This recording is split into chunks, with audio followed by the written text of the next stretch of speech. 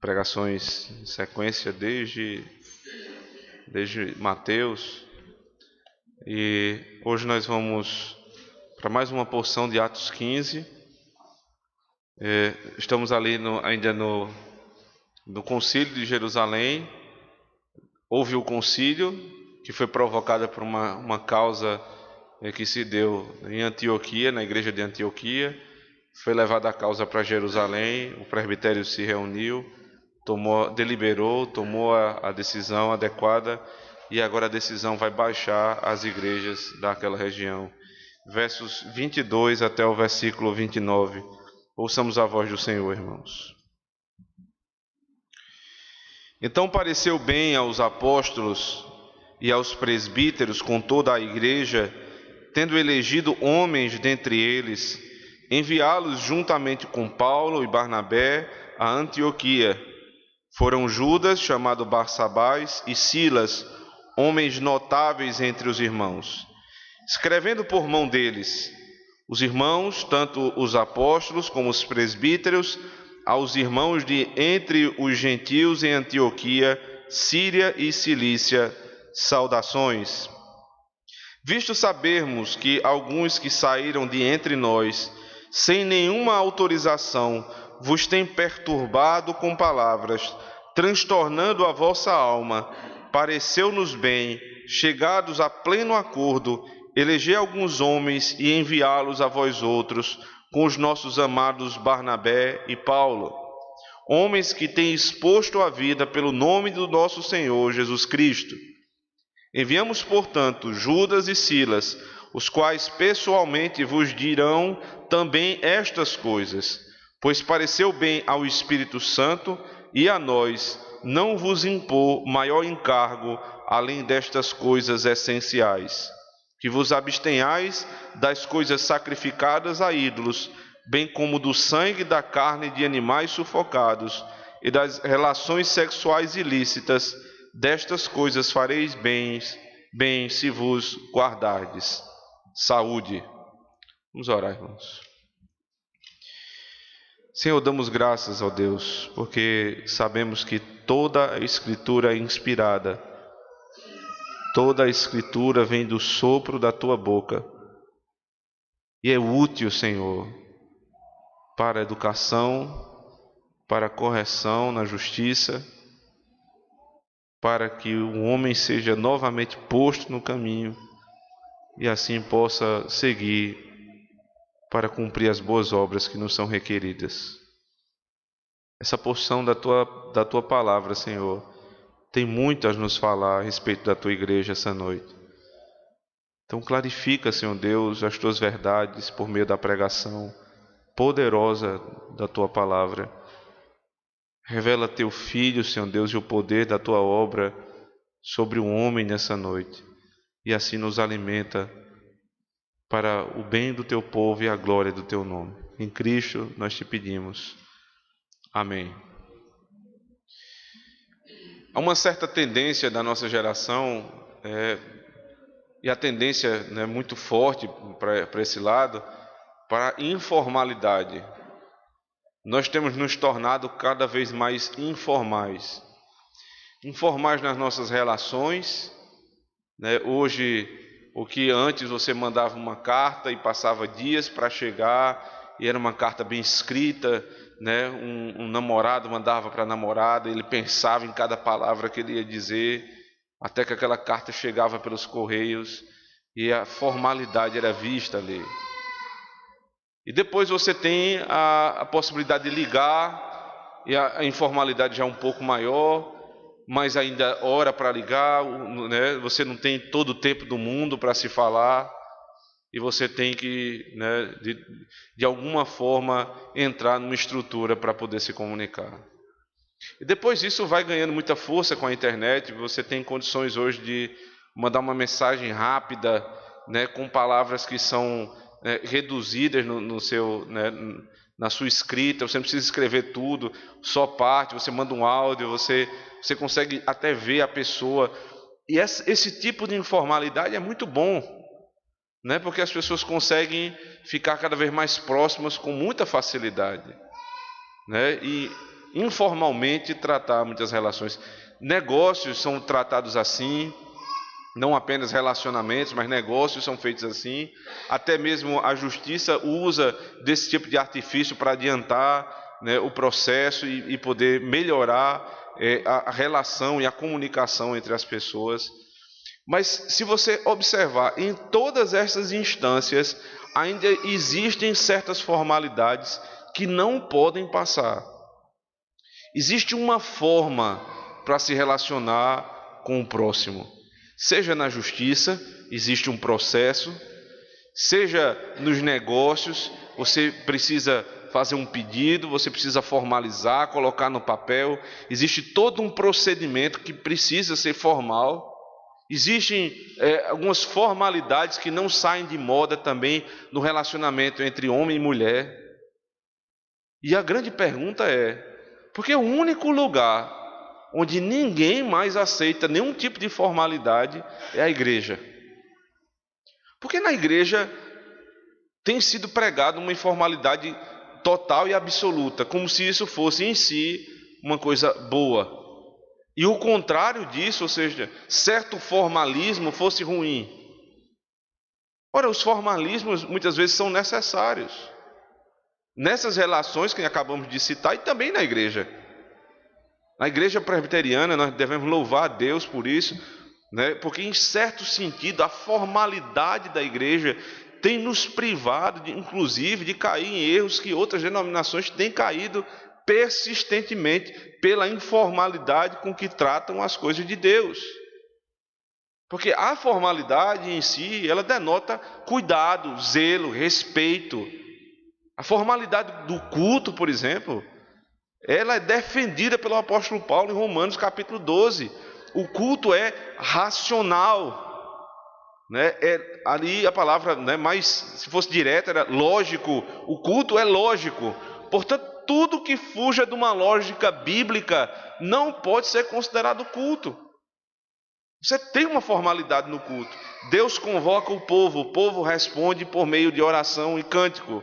Então Deus revela a sua vontade na sua lei. Então o povo se constrange porque é pecador e pede perdão. Então Deus vem por meio de outro texto e dá a certeza do perdão. Então nós cantamos por conta disso. E aí nós vamos novamente à presença de Deus para confessar o que nós cremos e orar intercedendo uns pelos outros. Então o Senhor vem e ouve a nossa oração. E nós vamos novamente agora ouvir a voz dele por meio da leitura bíblica. E depois cantar em resposta à leitura. Depois a pregação, em resposta à pregação, o hino. Depois ele vem e nos senta à mesa. E nós vamos, antes de sairmos com a bênção do Senhor, nós vamos cantar novamente alegres ao Senhor. O culto é um diálogo pactual entre Deus e o seu povo. E isso dentro de uma lógica e certa formalidade. E você percebe como as igrejas evangélicas elas têm tido aversão a qualquer tipo de formalidade. E muitos apontam justamente para o livro de Atos dos Apóstolos para defender a tese que a igreja, né, apostólica, a igreja de Atos, é uma igreja informal. E talvez esse não poderia buscar um texto pior para defender isso. Porque em Atos dos Apóstolos há a instituição da diaconia, capítulo 6. Em Atos dos Apóstolos há as primeiras eleições para presbíteros, capítulo 14. E em Atos dos Apóstolos há o primeiro concílio da igreja, no capítulo 15. Não existe um livro no Novo Testamento que dá mais formalidade à igreja do que o livro de Atos dos Apóstolos. Porque é justamente o livro da transição. Você está saindo da igreja do Antigo Testamento.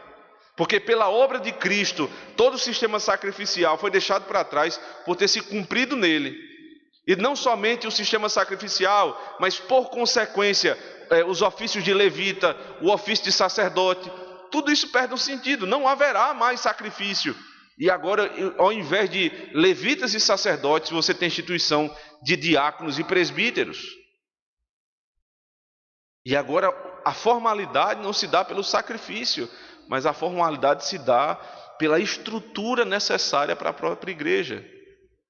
E você percebe que essas igrejas que dizem que são aversas ao formalismo, com o passar do tempo, elas vão criando a sua própria formalidade. Vão criando a própria estrutura de governo. Porque o problema deles não é com a formalidade. O problema deles é com a formalidade bíblica, com que foi revelada. Porque nossos irmãos de todas as denominações genuinamente cristãs, a quem nós chamamos irmãos e admiramos pela convicção bíblica que têm, eles não devem ser louvados num ponto. Porque observe só, todos dizem a Bíblia é regra de fé e prática. Para quê? Para absolutamente tudo deveria ser. Mas muitos se submetem à revelação bíblica no que diz respeito à maneira de viver. Então eles se submetem à lei de Deus e sabem que Deus revelou o modo do homem viver, o modo do homem cultuar. É verdade que alguém vai dizer que no Novo Testamento não tem uma formalidade para isso, mas a maioria se submete. A maioria se submete até mesmo às autoridades na igreja, embora tenham sido mudados o nome dos ofícios. Só tem uma coisa que a grande parte, né, dos nossos irmãos evangélicos não conseguem se submeter: é que existe um sistema de governo revelado na Escritura. Nesse ponto aí, as pessoas dizem, não, aí governo cada um vai decidir, um é congregacional, o outro é episcopal, o outro é isso, o outro é aquilo. Mas a Bíblia nos deixou um modelo de governo que foi revelado pelo Espírito Santo. E esse governo de igreja se chama representativo. E ele não surgiu no Novo Testamento, muito menos em Atos 15. Esse sistema de governo, ele é próprio do modo que Deus resolveu se revelar. Porque é assim que Deus resolveu se revelar. Na criação, ele colocou sobre Adão a representação pactual do pacto das obras. Ou seja, foi dito a Adão: se você não comer do fruto, não só você, mas sua esposa, seus filhos e todas as gerações viverão. No momento que Adão pecou, é por isso que ele é considerado pelos puritanos o maior assassino de todos os tempos, porque ninguém conseguiu matar com um pecado só toda a raça humana, só Adão. Só Adão. Então Adão, com o seu único pecado, exterminou a raça humana, porque o sistema é representativo. E quem tem dificuldade com esse sistema no quesito Adão, porque vão dizer, como é que eu não pequei? Né? Às vezes é até motivo de piada, de jocosidade entre os irmãos da igreja, dizendo, no dia que eu me encontrar com Adão lá no céu, eu vou acertar as contas com ele. Ora, mas se você tem tanta dificuldade assim no aspecto de Adão como representante, você vai ter dificuldade também quando falar de Cristo. Porque Paulo, em Romanos 5, verso 12, diz: porque por um homem entrou o pecado, mas por outro homem entrou a justiça. A salvação se deu pelo modo representativo que Deus resolveu se revelar. Então não tem como você fugir disso. Há necessidade de formalidade e há necessidade de que você entenda que há um governo prescrito por Deus e que, consequentemente, todos os outros governos estão equivocados. Porque se há uma verdade, duas coisas não podem ser contrárias e verdadeiras ao mesmo tempo. Só existe um governo e se chama governo representativo de igreja. Se há uma dúvida a respeito da necessidade de formalidade, observe na sua Bíblia que o que nós lemos aqui, especialmente a partir do verso 23, nada mais é do que uma carta. É uma epístola. Às vezes nós pensamos que os gêneros literários, eles estão circunscritos e limitados àquela porção da Bíblia onde eles estão, em sua maioria, aprovisionados ali. Por exemplo, você tem os salmos. Quantos salmos tem a Bíblia? Aí você rapidamente responde 150 salmos. Mas não são 150. Existem mais salmos fora dos 150. Se você for, por exemplo, para 1 Crônicas, capítulo 16, todo o capítulo praticamente é um salmo. Um salmo. Porque o salmo é um gênero literário que pode estar dentro de outro gênero literário. Agora, aquele salmo foi enviado por Deus, ou dado por Deus para ser cantado? Não, porque o saltério é o livro de cânticos do Espírito Santo. Não todos os salmos, como você pode pensar assim. Então, dentro de uma narrativa como Atos 15, você tem uma epístola. Dentro de um gênero literário que se chama narrativa, você tem um outro subgênero que é chamado epístola. E essa epístola, essa carta, ela é uma carta que veio da igreja de Jerusalém e está descendo para a igreja da região da Galácia. Porque esse capítulo de Atos 15 tem relação direta com a carta aos Gálatas, como os irmãos já bem sabem. Porque qual é o grande ponto da carta aos Gálatas? O homem é salvo pela graça e não pelas suas obras. Não é porque ele é justificado por cumprir a lei, mas pela fé no Senhor Jesus Cristo. E esse capítulo aqui, Atos 15, ele começa justamente com esse embate, observe. Verso 1 do capítulo 15. Alguns indivíduos que desceram da Judéia ensinavam aos irmãos: se não vos circuncidades segundo o costume de Moisés, não podeis ser salvos. Veja que o embate era muito ferrenho. Eles diziam, os judaizantes: se você não se circuncidar, você não pode ser salvo. Era uma coisa tão grave que houve grande contenda. Observe verso 2, de Paulo e Barnabé, que estavam ali para pregar o evangelho na região da Galácia, e eles contenderam com os judaizantes. Só que não conseguiram resolver o caso, e aí levaram para o concílio superior. Porque a igreja já era uma igreja conciliar. Existia um conselho na igreja local, e agora pela primeira vez o presbitério, um concílio regional, vai tratar de uma causa nova que se deu na igreja. O concílio se reuniu a partir do verso 6, como já vimos, até o verso 21. Pedro falou, houve grande debate entre os irmãos, Paulo e Barnabé falaram, depois Tiago falou. E aí o parecer de Tiago, foi muito bem recebido entre os irmãos e passou a ser a decisão do presbitério. E o do verso 22 ao verso 29 que temos hoje é justamente a decisão do presbitério, que se deu em Jerusalém, mas formalmente vai ser anunciada às igrejas de toda a Galácia, como é dito aqui, observe verso 22. Então pareceu bem aos apóstolos e aos presbíteros, com toda a igreja, tendo elegido homens dentre eles, enviá-los juntamente com Paulo e Barnabé a Antioquia. Foram Judas, chamado Barsabás, e Silas, homens notáveis entre os irmãos. Para onde eles vão? Veja as igrejas que vão receber no final do verso 23. Antioquia, Síria e Cilícia. Essas são as igrejas, as cidades que vão receber a mesma carta. Porque não era uma decisão para uma igreja local, era uma decisão circular. Porque toda uma região estava sendo afetada com aquele tipo de pregação a respeito da circuncisão. Então a decisão ela vai para toda aquela região. Porque as decisões conciliares elas não têm efeito sobre uma igreja local, simplesmente, mas sobre um grupo de igrejas locais. Para que fique claro que há concílios superiores e concílios inferiores.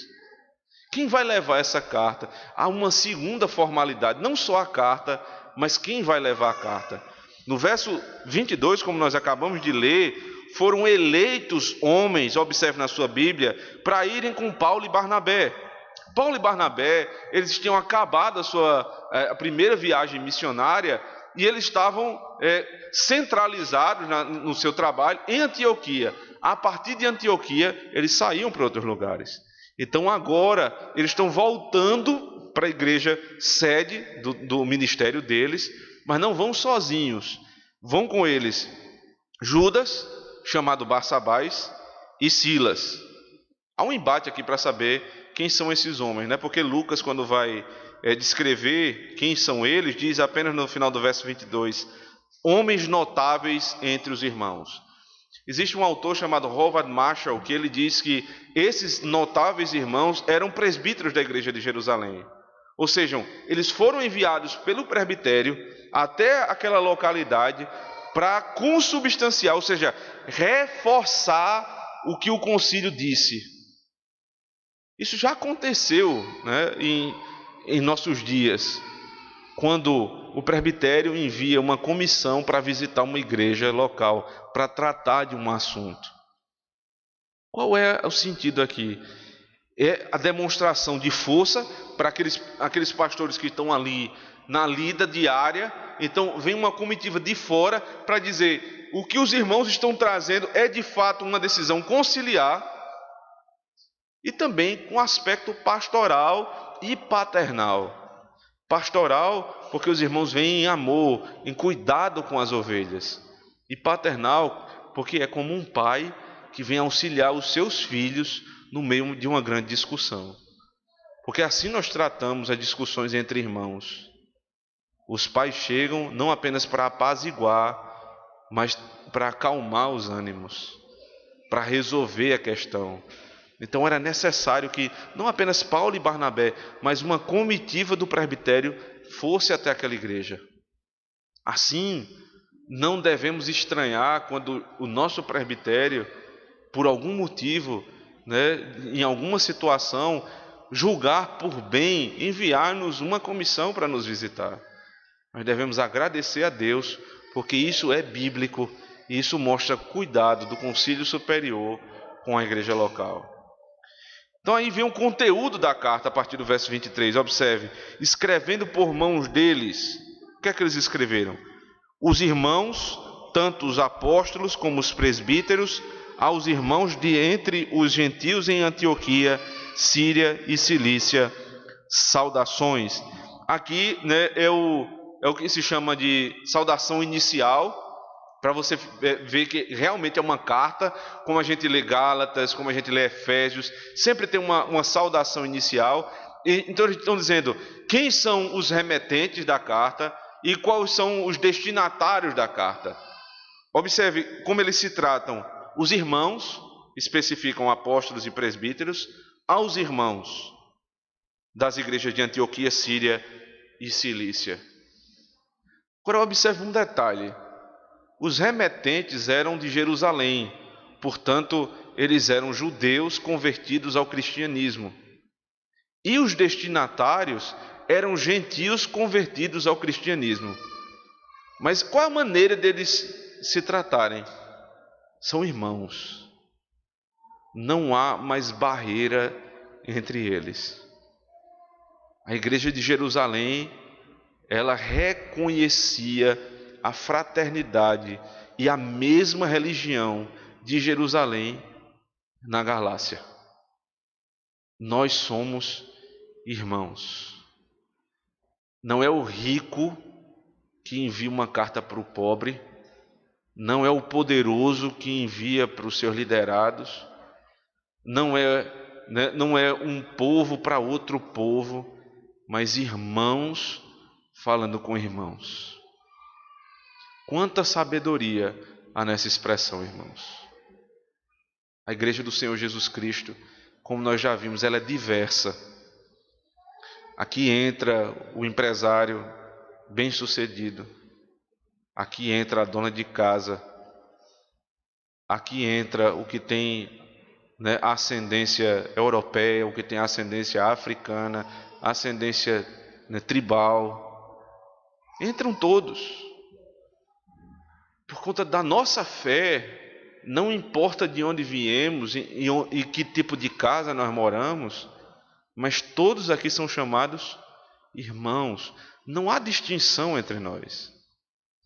Existem distinções, sim, de criação, de educação, mas nenhuma distinção substancial a ponto de nos afastar uns dos outros.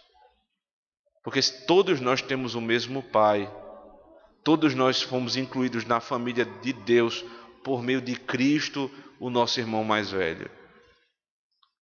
Então, é preciso notar esse tipo de detalhe e sabedoria do texto, para que você que tem mais não trate o que tem menos com distinção, porque isso é possível. Mas não é só isso possível. Para você que tem menos, não se sinta inferior por ter menos. mas acredite no que eu lhe digo. Todos nós somos irmãos. Nada nos afasta, porque a barreira que nos afastava entre nós e o próprio Deus foi quebrada. E aqueles que creem no Senhor, sejam do país que forem, todos são considerados irmãos. Os irmãos, tanto os apóstolos como os presbíteros, aos irmãos de entre os gentios em Antioquia, Síria e Cilícia, saudações. E aí vem o conteúdo, o cerne da carta, o centro da carta, é a decisão. Verso 24, observe.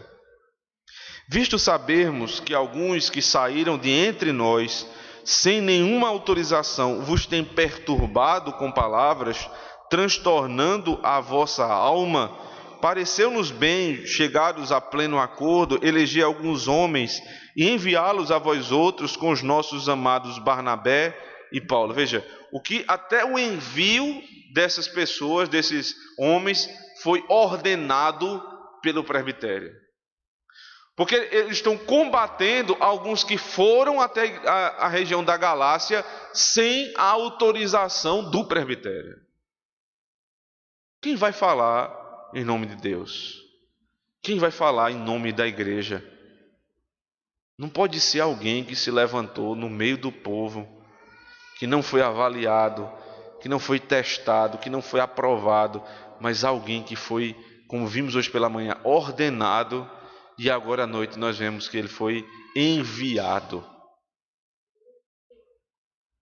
Quando o apóstolo Paulo fala na carta aos Romanos, como crerão se não há quem pregue, ele diz também como pregarão se não forem enviados. O envio é importante tanto quanto a pregação.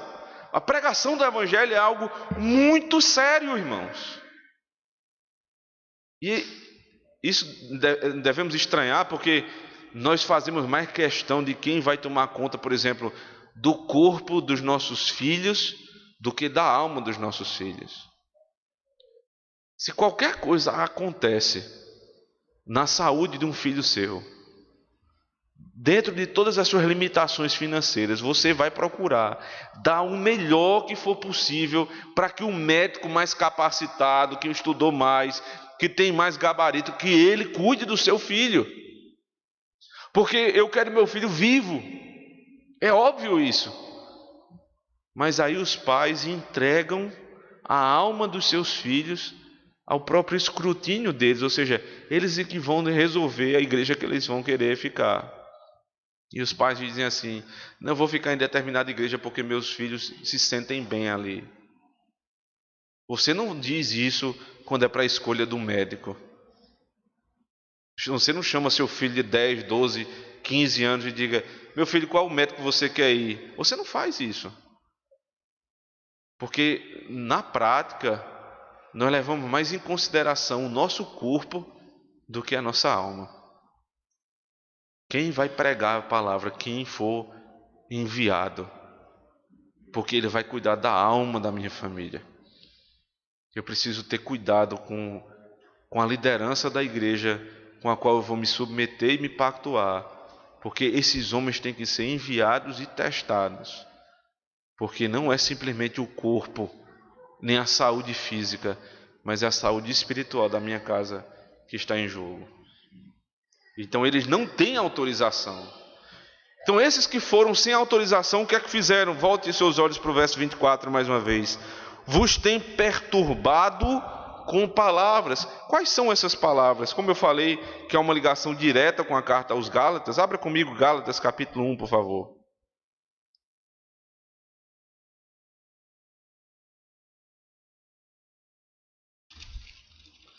Lembrando, a região da Galácia é justamente a região que está sendo citada ali. Antioquia, Frígia, Pisídia, toda aquela região ali é chamada região da Galácia.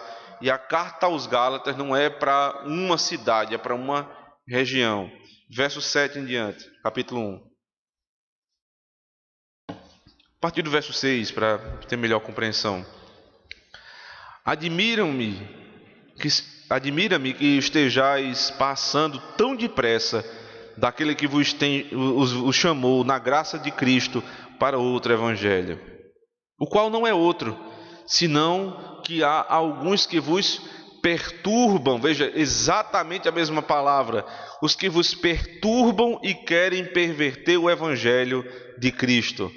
Mas ainda que nós, ou mesmo um anjo vindo do céu, vos pregue evangelho que vá além do que vos temos pregado, seja anátema. Assim como já dissemos, e agora repito, se alguém vos prega evangelho que vá além daquele que recebeste, seja anátema, seja maldito o que prega a salvação que não é pela graça. Qual era a perturbação por palavras? Ou melhor dizendo, o que perturba a alma do homem? Em primeiro lugar, o que nos perturba é o pecado. O pecado deve perturbar a alma do homem. Mas o que perturba alguém que já conheceu a palavra de Deus é quando você fica naquela dúvida entre como é o modo correto de você lidar com o pecado. Se eu mesmo vou me redimir ou se é o outro que vai me redimir. Porque a naturalidade da nossa carne é buscar se auto-redimir. Desde Adão foi assim. Primeira atitude de Adão, depois da queda, foi tentar formar para si vestimentas que cobrissem a sua vergonha, para si e para sua esposa. E Deus foi lá e disse, isso é ridículo. Ele providenciou roupas para nos vestir, porque ele providenciaria o cordeiro para morrer no meu lugar. Aí a diferença entre a religião criada pelo homem e a religião que é revelada pela palavra. O caminho largo, por onde passam muitos, e o caminho estreito, por onde passam poucos. E aqui o que é que os judaizantes estavam fazendo com os homens? Esses que acabaram de crer, veja que situação difícil. Você é gentil, você não conhecia a fé. Né? Toda a fé que você conhecia era idólatra, era pagã, de muitos deuses. Aí, então alguém lhe apresenta Cristo, e você crê. E agora vem alguém se dizendo líder da igreja, e dizendo que você agora precisa voltar para as velhas práticas e se circuncidar, porque se você não se circuncidar, não vai ter a salvação. Que situação! Isso é uma perturbação na cabeça da pessoa. Uma perturbação muito grande que se deu no primeiro século. Mas muitos irmãos nossos vivem com a mente e a alma perturbada, não porque são obrigados a circuncidar a si próprios, mas são submetidos às outras obrigações que não são bíblicas. É o usar ou não usar a barba, é o tamanho do cabelo, é a saia, é o modo de fazer isso ou aquilo. Coisas que são chamadas usos e costumes, e que vão sendo criadas leis sobre lei, lei sobre lei. E o sujeito ele não suporta mais o peso de tamanho jugo que é colocado sobre ele. E se você não fizer isso, e se você não se dedicar àquilo, e são tantas leis que o sujeito não aguenta mais, fica com a mente perturbada. Conversava com um irmão hoje pela tarde, numa situação muito semelhante a essa, e que nós chegamos à conclusão, a igreja muitas vezes ela não apenas não ajuda, como ela passa a ser a causa de um problema na nossa casa. Que é tanta coisa que você tem que fazer, porque é criado pelo homem, não é mandado do Senhor, que o que acaba é que você surta, fica com a mente perturbada de tanto peso na sua mente. E tudo que Deus requer de você é uma coisa só: creia no Senhor Jesus Cristo, arrependa-se do seu pecado, somente isso. Tudo que passar é uma grande perturbação. A santificação vai ser consequência disso, mas a santificação nem é obra do homem, nem é segundo a lei do homem, mas segundo a palavra de Deus. Não devemos aceitar esse tipo de perturbação. Voltando lá para Atos 15, e reconhecendo o que é o termo perturbar, nesse contexto, nós vamos ver qual é a decisão do concílio. Verso 25. Pareceu-nos bem, chegados a pleno acordo, eleger alguns homens e enviá-los a vós outros com os nossos amados Barnabé e Paulo, homens que têm exposto a vida pelo nome de nosso Senhor Jesus Cristo.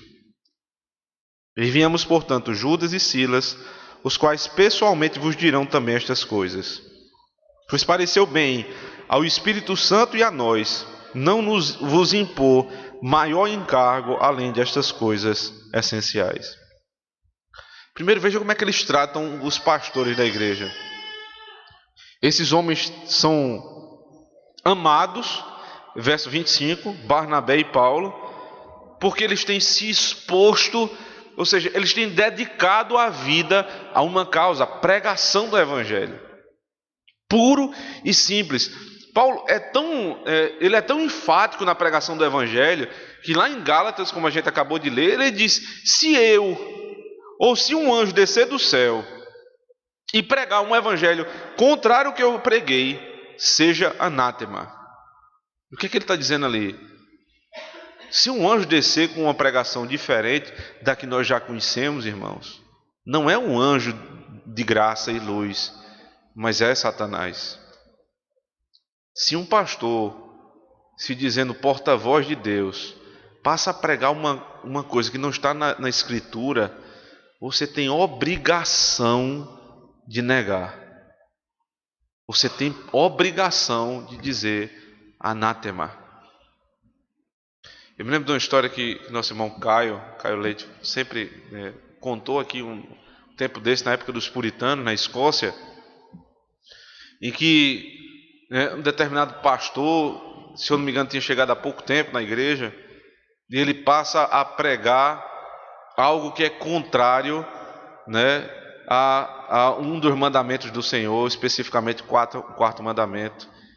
E a igreja toda está extasiada com aquela situação, está surpresa com a situação, está sendo pregado algo que eles nunca viram, que é contrário à palavra de Deus. E uma senhora se levanta no meio da igreja, pega um banco da igreja, individual, obviamente, não um banco como conhecemos hoje, um banco, e lança no pastor. Ela joga o banco no pastor, dizendo: saia daí, não pregue mais isso. O que é isso? Ela está gritando anátema, maldito. Porque o que nós ouvimos de pregação aqui dos nossos pastores foi o contrário. Esse não é o evangelho. Só é possível uma coisa dessa acontecer, obviamente com muita coragem de um membro de igreja, não sei se o modo é esse, mas porque alguém estava com a Bíblia aberta acompanhando a pregação. É sempre isso que nós devemos lembrar, irmãos, é a Bíblia aberta. Eu sempre tento mostrar aos irmãos: veja o verso tal, acompanhe a leitura, percebam que o que está sendo pregado está na Escritura. Porque os irmãos de algumas igrejas, principalmente na época daqui do livro de Atos, eles eram louvados por Paulo em muitas circunstâncias, mas especialmente aqueles que conferiam o que estava na palavra, os chamados bereanos, porque eles conferiam a pregação, não a minha pregação, a pregação de Paulo. Então você precisa acompanhar o que está sendo pregado. E aí nesses versículos nós veja que não há contradição entre a formalidade do que está saindo do presbitério e o que o Espírito Santo fala. Veja só, verso 28. Pois pareceu bem ao Espírito Santo e a nós não vos impor maior encargo além destas coisas essenciais. Para aqueles que defendem informalidade e dizem que a informalidade é melhor para que o Espírito Santo tenha vazão e liberdade para agir no nosso meio, aqui está um versículo que contradiz completamente o que tem sido defendido. A igreja, depois de um concílio formal, depois de um debate formal e de uma decisão formalizada e transcrita, ela entende que o que foi colocado no papel é exatamente a vontade do Espírito Santo de Deus. Porque não existem excludentes aqui.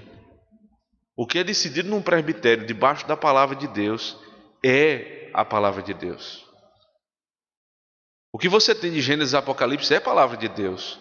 Mas decisões conciliares que são submetidas ao escrutínio da palavra de Deus devem ser recebidas, como a gente vai ver na sessão seguinte, com alegria, porque têm exatamente o mesmo poder de palavra de Deus. E por fim, vem a expressão, verso 28, final do verso 28.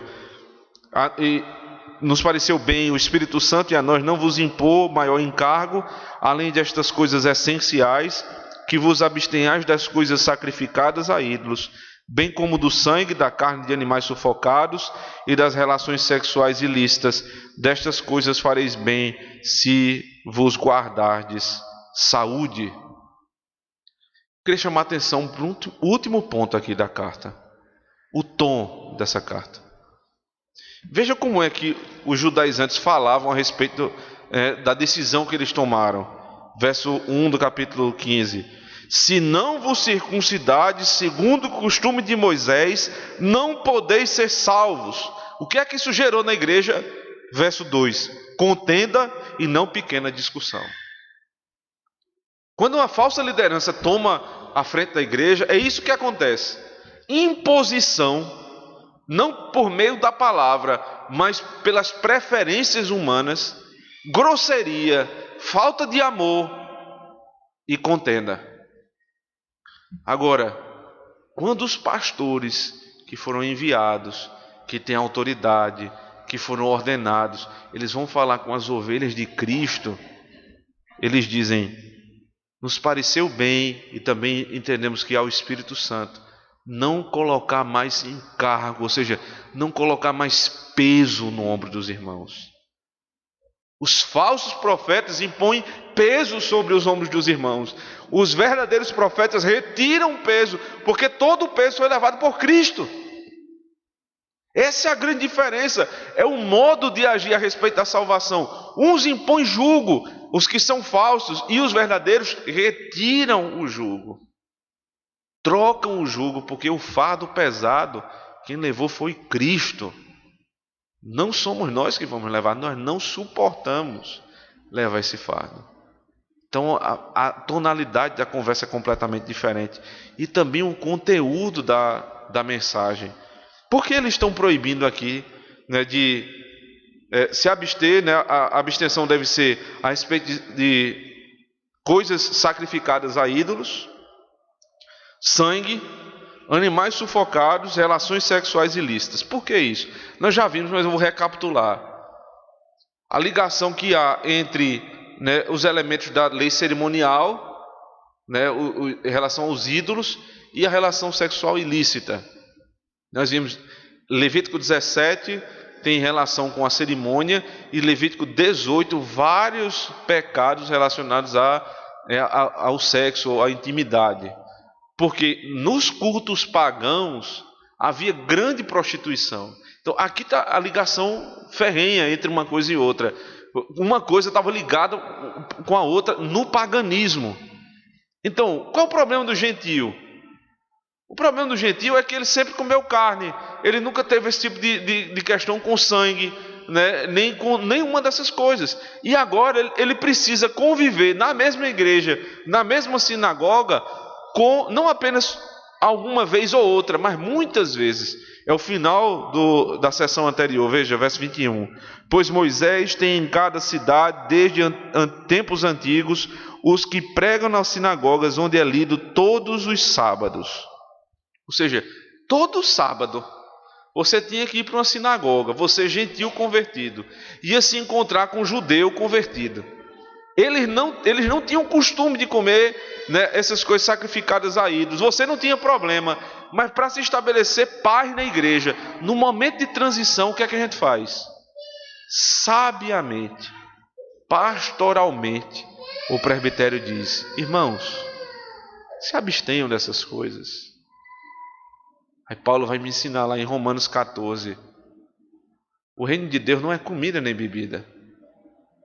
Mas veja só, se um irmão seu tem dificuldade por você tomar um pouco de vinho e ele vai se escandalizar, não tome. Você vai ter dificuldade com carne, com outra coisa, não coma. Enquanto o irmão é fraco na fé, não faça essas coisas até que ele se fortaleça e cresça. Mas por quê? Porque eu tenho que pensar no bem da igreja, na paz da igreja. Qualquer coisa que tire a paz da igreja, eu devo me abster. Ainda que sejam coisas legais e não condenadas pela palavra de Deus. Quando você tem uma decisão formal, é verdade, mas bíblica e cheia de um coração pastoral, a liberdade do Espírito Santo, ela age no coração da igreja para retirar a contenda e estabelecer a paz. Capítulo 15 começou com falsos profetas, trazendo contenda e grande dissensão entre os irmãos, porque trouxeram uma lei que não é bíblica. E agora o verso 29, quando os pastores formalmente se posicionam num concílio, o que nós temos agora é a pacificação do povo de Deus. Eu queria tratar alguns pontos aqui com os irmãos ainda para a nossa vida hoje. Em primeiro lugar, o formalismo em si, você ser formal em tudo, não vai lhe ajudar muito. Porque, por exemplo, a burocracia do nosso país, muita formalidade, excesso de formalidade é ruim. Mas formalidade nenhuma também é muito ruim. É preciso você seguir procedimentos, processos, né? E você ser detalhista nessas coisas. Isso não vai fazer mal para a sua vida, nem muito menos para a igreja. Segundo lugar, para que isso seja, né, consumado em todas as nossas áreas de vida, é preciso que haja autoridade, liderança. E na igreja não é diferente. É a liderança que vai fazer cumprir cada procedimento desse. Então nós devemos zelar pelos nossos líderes para que eles cumpram as formalidades necessárias. O culto também é um lugar de muita formalidade, muita. Todo o informalismo do culto levou a igreja para onde ela está hoje. Toda a informalidade levou para onde ela está hoje. A balbúrdia, a bagunça, a desorganização do culto hoje. Não é preciso. Tudo começa no culto, irmãos. A teologia de uma igreja está expressa no culto. O que uma igreja pensa está expresso no seu culto. E a gente precisa começar a ser organizado daqui. É organizar a hora antes de vir para chegar dentro de um tempo adequado. Não em cima da hora, não 6:30. Mas um pouco antes, para você poder buscar o seu lugar, tomar água, ir no banheiro. Essas formalidades são necessárias para que na formalidade do culto você não seja o que destoa. É preciso, irmãos, ter zelo durante o culto, para prestar atenção, para acompanhar cada ponto da pregação e dos outros passos da liturgia. É preciso também nos submeter às decisões conciliares sempre que elas estiverem sendo tomadas à luz da palavra de Deus. É uma bênção para uma igreja ter uma liderança firme, e é uma bênção maior ainda saber se submeter às autoridades. Nós devemos orar para que nossos pastores sejam como tais os de Atos 15, que estabeleçam regras básicas de convivência e que isso traga paz para o nosso povo. Que Deus nos abençoe, irmãos. Amém. Vamos ficar de pé, vamos orar ao Senhor.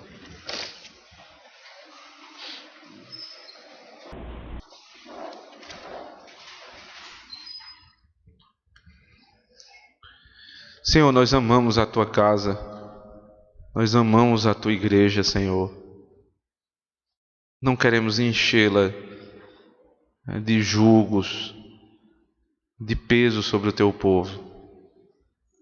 Já nos basta, Senhor Deus, os Teus mandamentos, que já são, apesar de serem amados por todos nós, porque nós amamos a Tua lei, mas não são difíceis demais de de poder cumpri-los por conta do nosso pecado.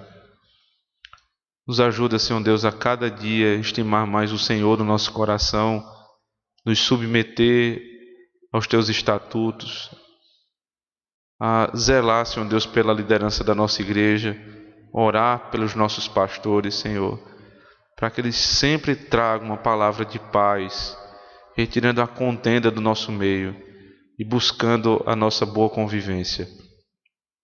Onde há sabedoria, Senhor Deus, onde o Espírito do Senhor é que governa, a contenda é retirada e o povo do Senhor vive em paz.